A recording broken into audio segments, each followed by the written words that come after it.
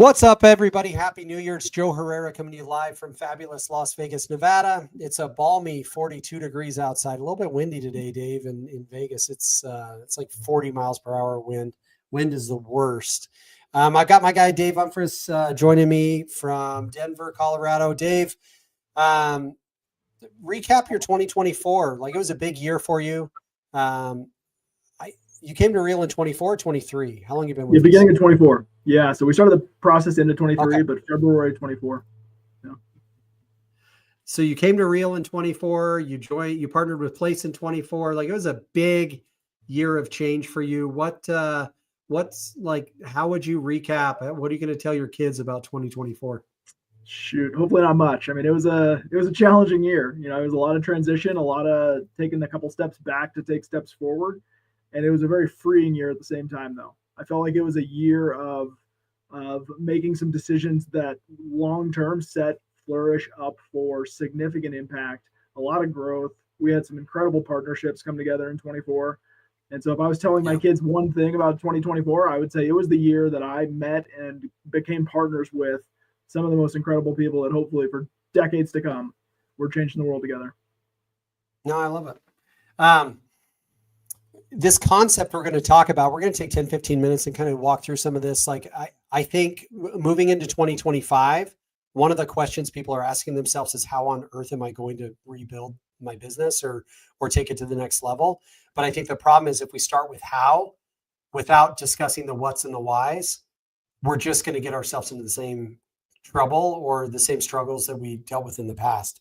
And so for me, I talked to my team yesterday and I'm like, the how of success doesn't really matter until you've identified the what's and the whys.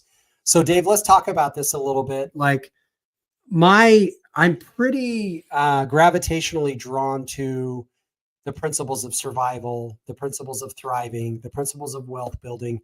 And I believe that these are different fuels. Like, I don't know, you and I probably haven't gotten too granular into our past, but like, I didn't grow up with really anything. Like, I didn't come from money. My dad's a good man. He was, I believe, kind of a paycheck to paycheck guy. And so when I got into real estate, I was living that paycheck to paycheck mentality, like commission check to commission check. I'd make $8,000. I would spend $7,999 and try to go make another $8,000. Like, I was just surviving. And I think survival fuel, I used to think, was the strongest fuel on earth, was the fuel that we use to survive. But, in all ways, including financially. But I found that there's such better fuels, but it almost seems like a lot of our foundations for our financial lives start with just building survival. So for you, when you think about the fuel that is survival in somebody's financial life, how does somebody go from, I just need to make a check to like pay my bills, to like, okay, now I need to start making decisions on building a life that's thriving? How does somebody make those jumps?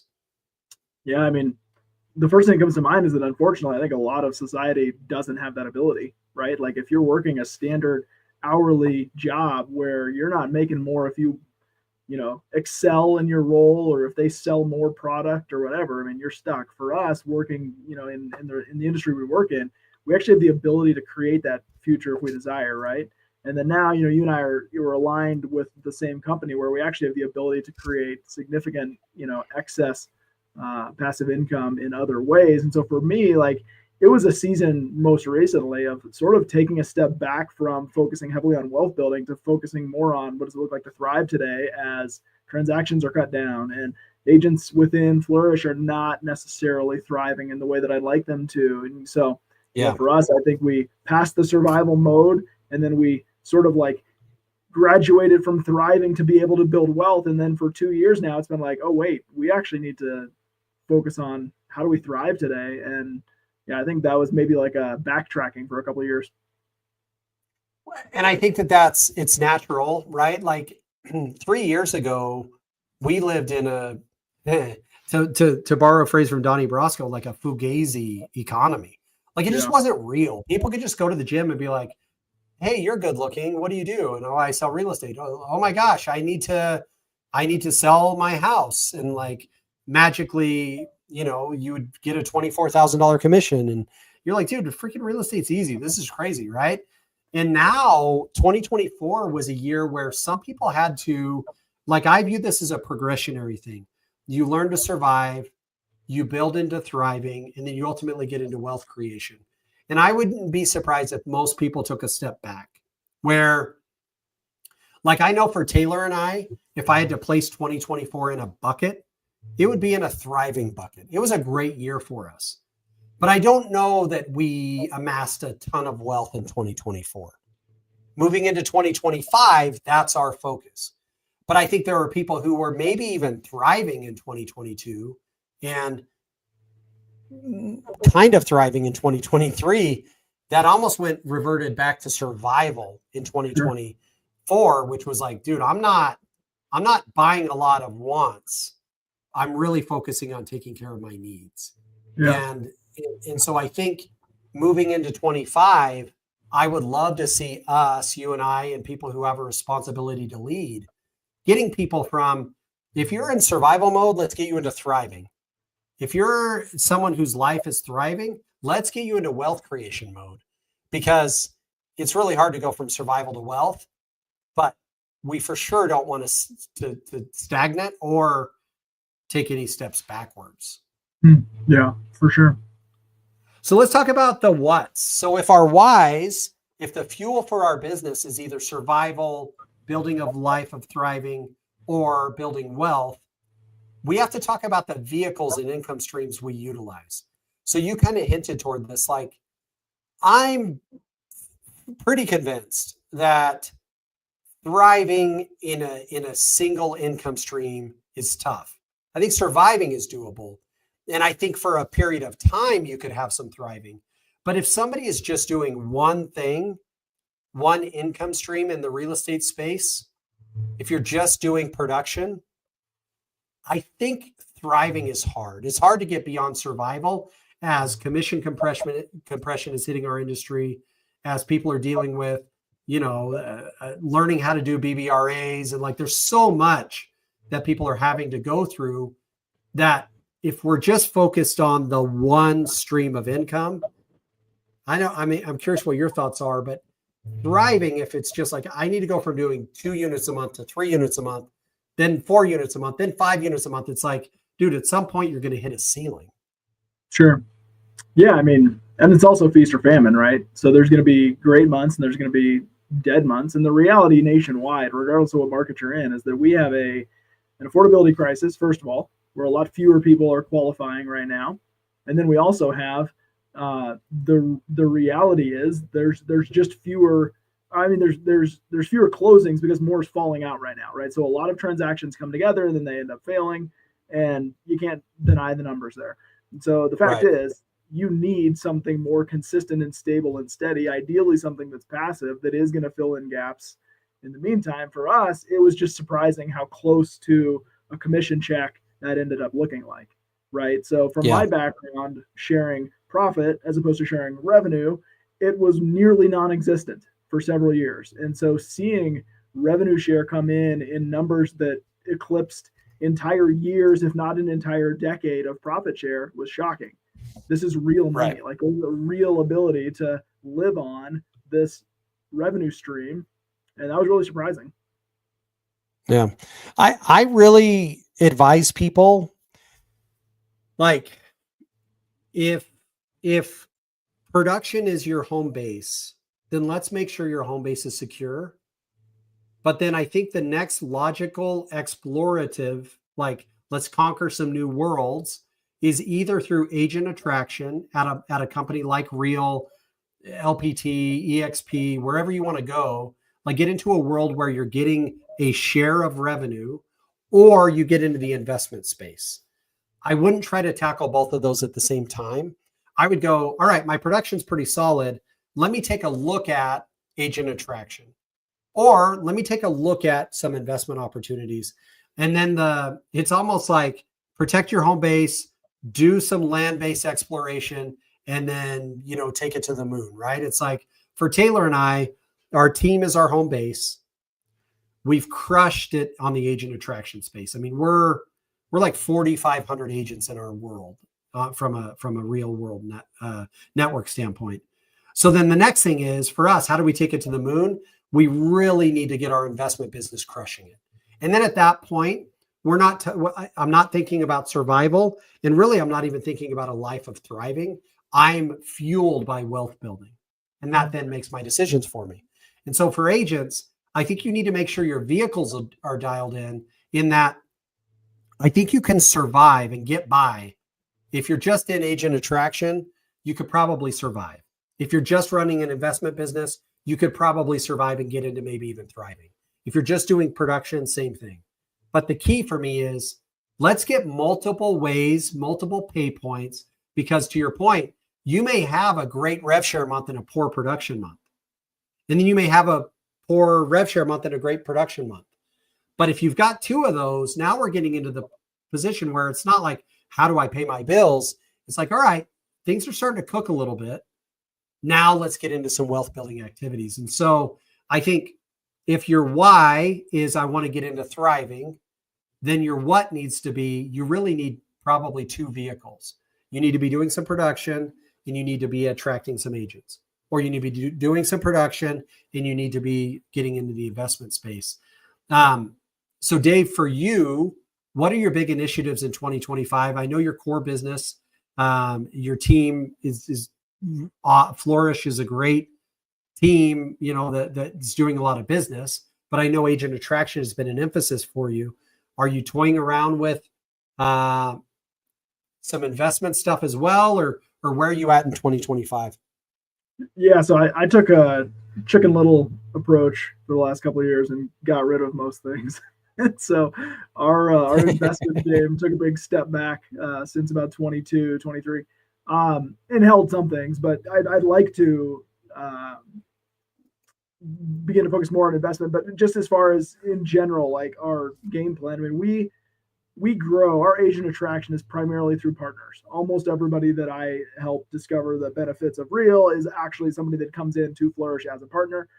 And our mission is to bring hope and healing and flourishing to every metro area that we operate in. And I would love to operate in every metro area. So I would love to see our agents, our partners have an impact in every city and every metro area in this country. And so I'm believing that 2025 is a year of lots of new partnerships, whether they're currently within the same brokerage we're at or not, that eventually we together are running thriving real estate businesses in their metro and in other metros. And as a result, we are bringing a lot of hope and a lot of healing to their city.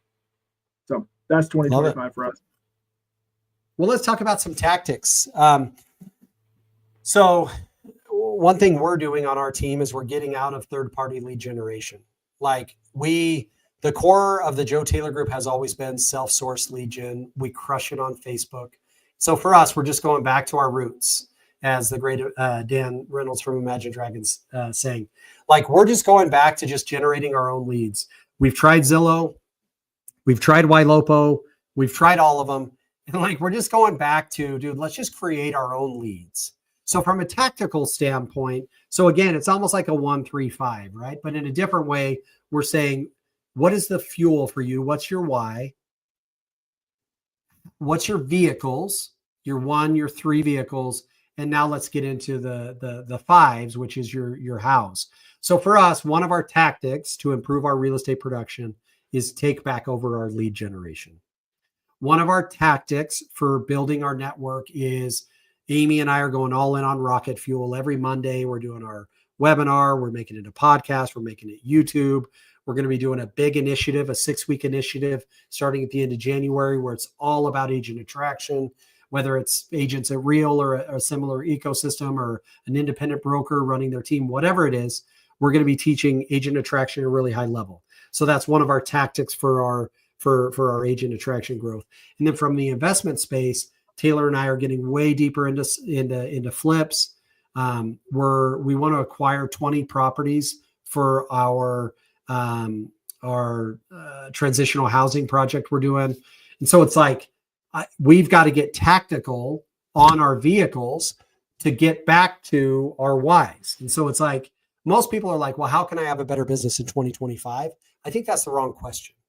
I think the right question is, what's the fuel Am I trying to survive? Am I trying to thrive? Or am I trying to build wealth?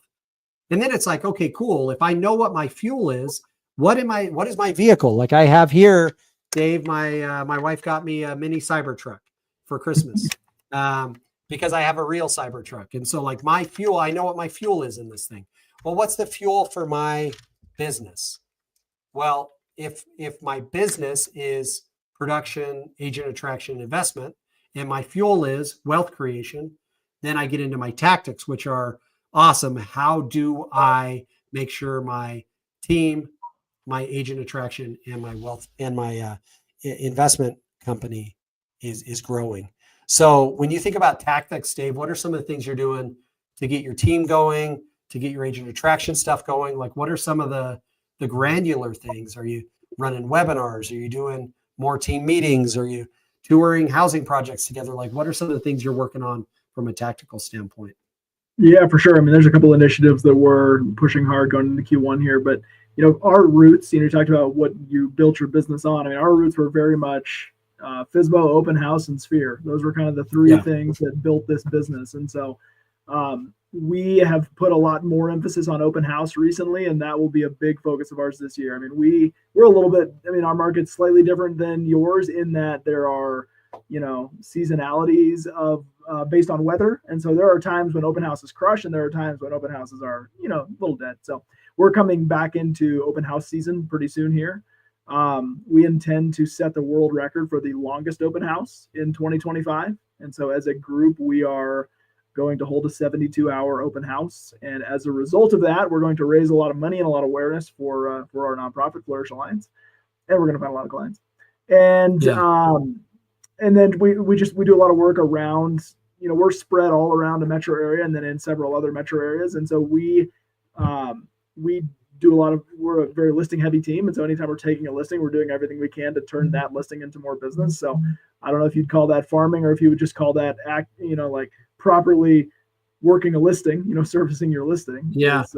Find clients from it. So, and then we do a lot of Sphere marketing events and giveaways and all that kind of stuff to continue to nurture our Sphere and pull business out of our Sphere. So as far as the agent attraction piece, in the past, a lot of the attraction that I did was based on education.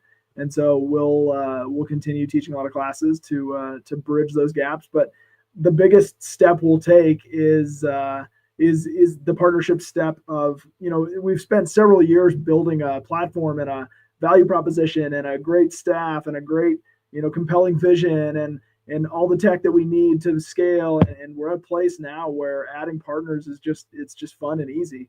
And so it's going to be a season of finding great, like-minded, impact-driven, productive partners and growing through vision. So that's the biggest piece of our agent attraction plan for 2025 is partnerships within.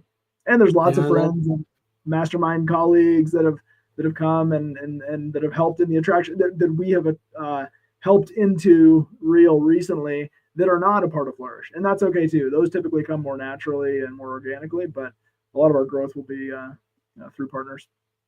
Yeah. Well, I'm grateful for you, my guy. I love bouncing stuff off of you. You're always thinking outside the box. I think you lead with your heart, which is awesome.